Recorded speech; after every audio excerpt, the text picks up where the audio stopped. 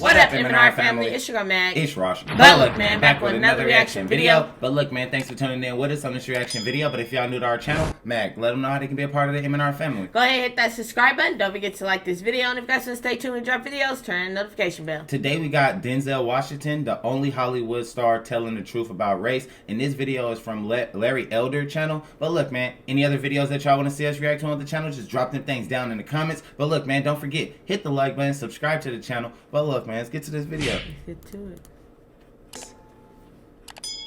Is about Denzel Washington, not about his acting, which is great. No, this is about his acting is perspective. Great. He's probably the only person in Hollywood speaking the truth about so-called race relations. Now, don't get me wrong. He's nobody's Republican. He probably wouldn't have voted for Donald Trump if you paid him. But for Black people in particular, do you think that we can truly make change as things are right now? Well, it starts in the home. You know, if the father's not in the home, the boy will find the father in the streets. You're right about that. I saw it in my generation and every generation before me and everyone since. It starts in the home. And that's every generation. He's right about that. That's like facts. Every generation before me and everyone since. It starts in the home.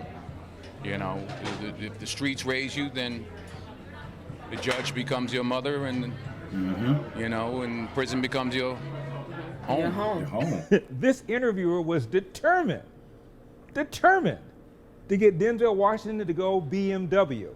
For those of you new to the El Dorado Nation, BMW stands for bitch, moan, and whine, and Denzel Washington wasn't having it. I want to just ask you, though, about the issue of race relations, because the film touches upon that. Right now, under President Obama, over the last 8 years, in your mind, have race relations improved under his leadership? You know, race relationships have to do with race relationships. You're white or whatever you are, I'm black or whatever I am. We're standing here talking now. That's how we get things done. You can't legislate love. The President of the United States can't legislate us into liking each other. We have to step forward and ask questions about each other and engage. There's no law that says, oh, because I'm president, you all got to get along now. So it's up to us. He tried again. Denzel, talk to me about systemic, institutional, structural, foundational, endemic racism. And Denzel Washington wasn't going with it. There's been so many protests in America, especially during the election. Black Lives Matter movement, for example, and those issues. Has that movement in particular, the Black Lives Matter movement, helped race relations or not in America? Well, listen, we live in America, and in America we have the freedom to express ourselves. We shouldn't take that for granted. So whatever the movements are, whether you agree with them or don't, they have the right to express themselves. So that's one of the great things about being in this country, that you do have the right to protest. You see, here's the deal. Denzel Washington is not a victocrat. He knows damn well why so many blacks are involved in the criminal justice system. It was something I read where you talked about your people from Mount Vernon saying that, you know, like they've done like 40 years in the penitentiary together. So, and you know, incarceration rates in America has been a problem, especially as opposed to minorities. And Roman delves into the issues around the legal system. Do you think we've made any headway in the legal? I think it's more important to make headway in our own house. By the time the system comes into play, the damage is done. They're not locking up 7-year-olds. Yeah. You know, I was in Chicago a couple of 3-4 weeks ago, and we saw these little kids on bikes with masks on the side of their head, like 5 or 6 of them. And the driver said, yeah, they're little yummies. I said, who? He said, little yummies. Look up, Google Lil Yummy. Lil Yummy was an 11-year-old murderer. Wow. And you look at his picture, you'll see the headshot of him, and he's like this. And he got murdered at 11 by a 14-year-old who's doing life now, and a 16-year-old. That makes no sense. You blame the system? Where was his father? It starts in the house. It starts in the home. And yeah, well, my father got locked up. Well, where was his father? Yeah. And Mr. Washington talked about the friends he grew up with. So our people need to learn how to change and break the generations. Yeah. Because that right there, the little kids doing that is gonna keep crazy. recycling and recycling Exactly. until somebody break that chain. Exactly. Exactly. His father. That's crazy. And Mr. Washington talked about the friends he grew up with and what happened to them. But like I did talk about my 3 closest friends, and they did, 15 to 25, one did 28, this and that. I was the only one of the 3 that had a father in my life, even though my parents were together. But I still had a father who was a gentle man and a good example, and they didn't. We can blame the system if we want, but they didn't lock any of us up at 7. Yeah.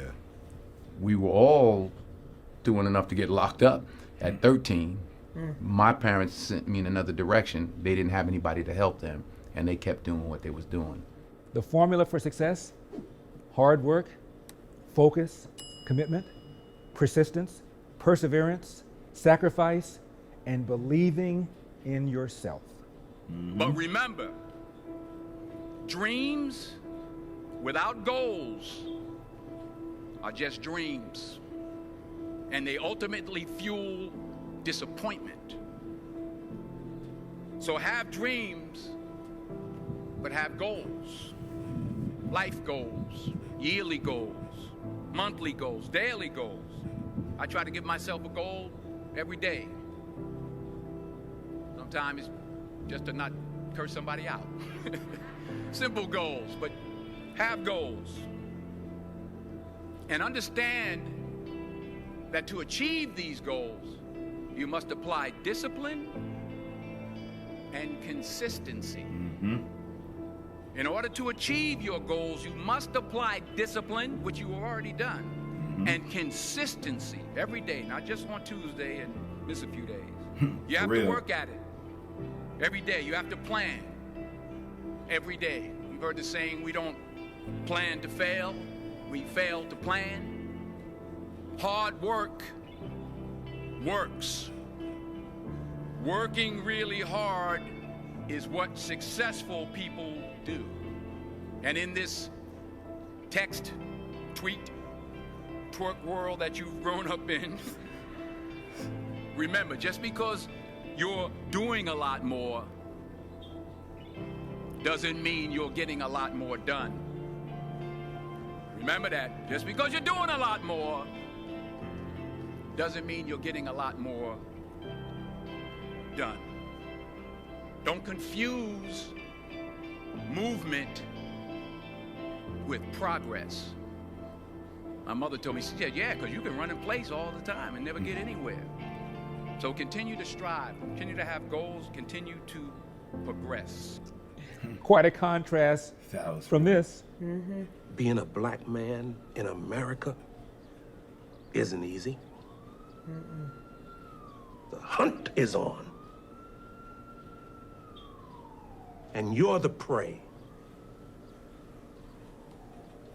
All I'm saying is,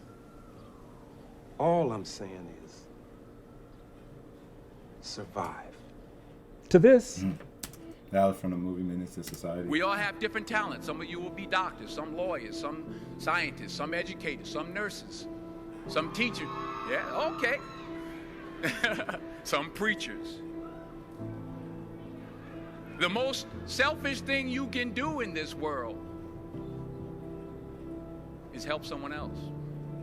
Why is it selfish? Because the gratification, the goodness that comes to you, the good feeling that I get from helping others, nothing's better than that. Not jewelry, not big house I have, not the cars, but it's the joy. That's where the joy is, in helping others. That's where the success is. And at the top of Denzel Washington's list of things to do to become successful, put God first. In helping others. Finally, I pray that you put your slippers way under the bed tonight, so that when you wake up in the morning, you have to get on your knees to reach them. Amen. And while you're down there, say thank you for grace. Thank you for mercy. Thank you for understanding. Thank you for wisdom. Thank you for parents. Thank you for love. Thank you for kindness. Thank you for humility. Thank you for peace. Thank you for prosperity. Say thank you in advance for what's already yours. It's how I live my life. That's why I am, one of the reasons why I am today. Say thank you in advance for what is already yours. True desire in the heart for anything good is God's proof to you, sent beforehand to indicate that it's yours already. Amen. I'll say it again. True desire in the heart, that itch that you have, whatever it is you want to do, that thing that you want to do to help others and to grow and to make money, that desire, that itch, that's God's proof to you, sent beforehand already to indicate that it's yours. And anything you want good, you can have. So claim it. Work hard to get it. When you get it, reach back. Pull someone else up. Each one, teach one. Don't just aspire to make a living. Aspire to make a difference. Now, because this dastardly black conservative said good things about Denzel Washington, I hope he doesn't get canceled. I don't think he will. I'm Larry Elder, and we've got a country to save. I'll see you next time. Hey, Denzel Washington was saying some real stuff, some real facts. Really preaching. Yeah, I never heard him do like a talk like that. I only watched him in movies, and he's a great actor, real great actor. Every movie he played in, he's good. You know what I mean? Wonderful. But to hear him do a talk like that was actually cool. That was real cool to me. No lie. Shout out to Denzel Washington, man. He spoke some real stuff, man. Yeah. And Larry Elder, he got a good channel, man. He be doing these good old little videos. But look, man, any other videos y'all want to see us react to on the channel, man, just drop them things down in the comments. But look, man, don't forget, hit the like button, subscribe to the channel. But look, man, we catch y'all on the next video.